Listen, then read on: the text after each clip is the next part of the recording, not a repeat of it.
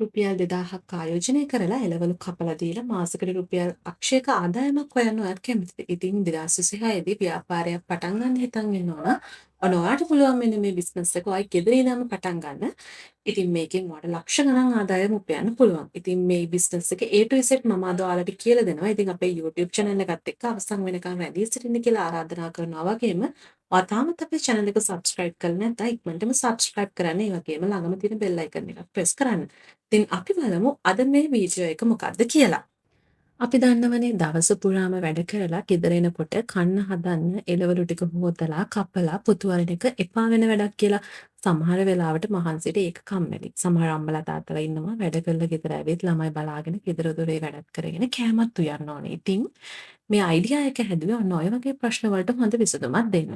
ඉතින් අපේ වැඩේ ගොඩක් සරලයි. ඒක තමයි නියම ෆ්‍රෙෂ් එළවලු ටිකක් අරගෙන ඒක අවශ්‍ය විදිහට කපලා සෝදලා පිරිසිදු කරලා ගෙදරටම ගිහින් දෙන එක තමයි කරන්න තියෙන්නේ. ඉතින් මේක ගොඩක් ලේසියෙන් ගෙදර ඉඳන්ම ඔයාලට කරගන්න පුළුවන් වැඩක්. කාර්යබහුල අයට වැඩ කරන අම්මලාට තාත්තලාට නැත්නම් පොඩි කේටරින් සර්විස් කරන අයට බෝඩින් වල ඉන්න අයටත් මේක ගොඩක්ම වැදගත් වෙනවා. හොඳයි දැන් බලමු මේක පටන් ගන්නේ කොහොමද කියලා. මුලින්ම වැදගත් වෙන්නේ හොඳ එළවලු ටිකක් හොයාගන්න එක. ඔයාලා කොළඹවට කෙනෙක් නම් ඔයාලට පුළුවන් මැනින් මාකට් එක වගේ තුංගවෙල්ද පොලක් ගන්න. එහෙමත් නැත්නම් ඔයාගේ ගෙවත් එළවලු ආදන්ටමත් වගා කරන කෙනෙක් නම් ඔයාට පුළුවන් ඒ එළවලු භාවිතා කරන්න. මේ මොන විදියකට හරි ඔයාට ගන්න ඕනේ ෆ්‍රෙෂ් එළවලු. ඕගනික් එළවලු ගන්න පුළුවන් නම් ගොඩක්ම හොඳයි. ඉතින් මේ අපේ ටීම් එකේ ප්‍රධාන අරමුණ වෙන්නේ ඔයා ෆ්‍රෙෂ් එළවලු දෙන එක තමයි. ඉතින් දෙවැනියට ඔයා කස්ටමර්ස්ලාගෙන් ඕඩර්ස් ගන්න ඕනේ. මේක ලේසියෙන්ම අපේ ෆෝන් එකෙන් WhatsApp හරහා නැත්නම් TikTok, Facebook මේ වගේ සෝෂල් මීඩියා හරහා ඔයාට කරගන්න පුළුවන්.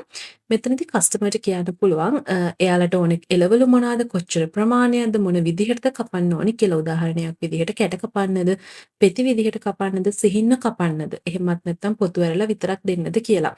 මේකෙදි ඔයාට කස්ටමර්ගේ රික්වයර්මන්ට් එක දැනගෙන මේක පටන් ගන්න පුළුවන්. ඊට පස්සේ මේ විදිහට ඔයා සෝෂල් මීඩියා හරහා ඕඩර්ස් ටික ගත්තට පස්සේ දැන් ඔයාට තියෙන්නේ මේ එළවලු ටික කපන වැඩේ. මේකට ගෙදරම පිරිසිදු තැනක් වුණත් ඔයාට ඇති එළවලු ටික හොඳට සෝදලා පිරිසිදු කරලා කස්ටමර්ස්ට ඕන විදිහට තමයි මේක ඔයා රෙඩි කරන්න ඕන.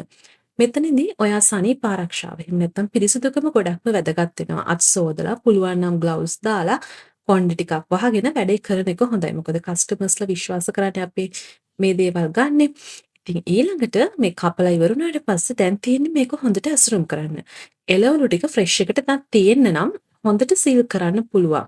එහෙමත් නැත්නම් පොඩි පැකට් වලට දාන්නත් පුළුවන්.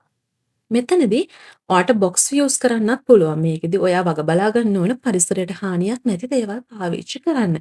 ඉතින් මේ විදිහට ඔයා හදන පැකේජ් එකේ ඒක නැත්නම් බොක්ස් එකේ හරි කවරේ හරි ඔයා මතක ඇතුව සඳහන් කරන්න ඕන මේ පැකට් එකේ මොන එළවලු වල තියෙන්නේ, කොච්චර ප්‍රමාණයක් තියෙනවද, මේ වගේ දේවල් පැහැදිලිව සඳහන් කරන්න ඕන. ඒක කස්ටමර්ස්ට ගොඩක්ම ලේසි වෙනවා. ඉතින් අන්තිමට තියෙන්නේ මේක බෙදා හරින එක. ඉතින් මේ ඕඩර්ස් ටික නියමිත වෙලාවට කස්ටමර්ස්ලා ගෙවල් වලට එහෙමත් නැත්නම් ඔෆිස් වලට ගිහින් දෙන්න ඕන. ඔයාට පුළුවන් නම් ඔයාගේ වාහනයකින් ගිහින් දෙන්න පුළුවන්. එහෙමත් නැත්නම් ඩෙලිවරි කරන අයත් එක්ක එකට එකතු වෙලා මේ වැඩේ ඔයාට කරගන්න පුළුවන්. වෙලාවට වැඩේ කරන එකෙන් කස්ටමර්ස්ලා ගොඩක් සතුටු වෙනවා. ඉතින් මේ බිස්නස් එකෙන් ඔයාට විතරක් නෙවෙයි ඔයාගේ කස්ටමර්ස්ලාටත් ලොකු ප්‍රයෝජනයක් තියෙනවා. යාලට කෑම යන වෙලාව ඉතිරි වෙනවා. ඒ වගේම ඔයාට ඔයාගේ ගෙවත්තේ තියෙන ෆ්‍රෙෂ් එළවලු ටික කිසිම අතරමැදියෙක් නැතුව කෙලින්ම ඔයාට ඩිරෙක්ට්ම ඔයාගේ කස්ටමර්ට විකුණන්න පුළුවන්. ඉතින් මේ විදිහට එළවලු කපලා බෙදා හරිනවා කියන්නේ මේක ගෙදර ඉඳන්ම ලේසියෙන් පටන් අරගෙන කරගන්න පුළුවන්. ඔයා පොඩ්ඩක් සැලසුම් කළොත් ඔයාට හොඳටම දියුණු වෙන්න පුළුවන් බිස්නස් එකක්. ඉතින් මේ ගැන ඔයාගේ අදහස මොකක්ද කියලා පහතින් කමෙන්ට්ස් කරන්නත් අමතක කරන්න එපා. ඒ වගේම අපේ channel එක subscribe කරන්න. ඉතින් අදට ගිහින් එන්න.